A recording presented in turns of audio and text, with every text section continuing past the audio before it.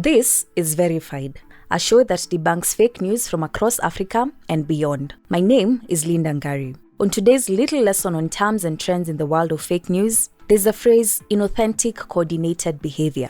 This is where a number of social media accounts are dedicated towards promoting conversations on a certain topic. Normally, such topics are controversial. They cover issues like abortion, vaccines, or political debates. Inauthentic coordinated behavior would therefore entail a trail of tweets or Facebook posts posting about the same issue with a clear bias for or against the topic at the same time. Such content would be repeatedly shared, especially under one hashtag, hence making the hashtag trend and capture the attention of many. This is hence called inauthentic coordinated behavior because the hashtag would not have trended as a result of conversations that sparked the interest of many at the same time as should be. But it is instead inauthentic because there are concerted efforts towards making the topic trend. Those behind this could be paid social media users, as we would later discover along this episode. Accounts behind this could also be bots, hence further making it inauthentic. By definition, a bot is a computer program created on the internet in a way that it can interact with systems or users. Another aspect of this is in the coordination. In this case, this would be how different social media accounts are organized in a way that they all talk about a certain topic and are deliberately pushing a certain agenda at the same time. In the case of bots, they could be programmed to tweet messages at exactly the same time or at specific intervals, say after 5 minutes of each other. You might have come across different accounts tweeting similar messages at around the same time. Be wary, this is typical of inauthentic coordinated behavior, especially if this message seemed to be too biased for or against a contentious issue.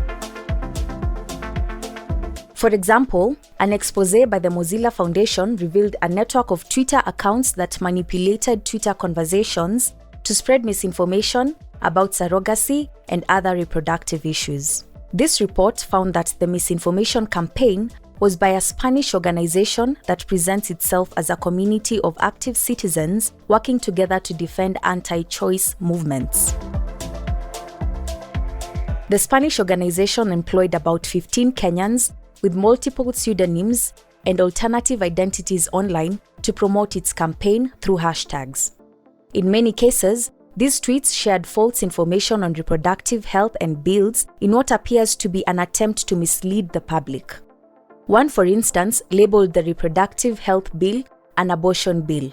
This is despite several researchers and rights observers arguing that the bill upheld the existing constitution.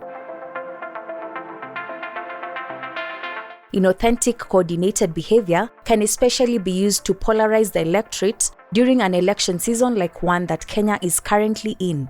This was employed in what would later be known as the Cambridge Analytica saga during the 2017 elections. In 2017, it is alleged that the Jubilee Party ran the Real Raila campaign in the lead up to that year's election and sought to manipulate Google search, YouTube, and Facebook. The campaign was executed by a Texas-based media firm known as Harris Media.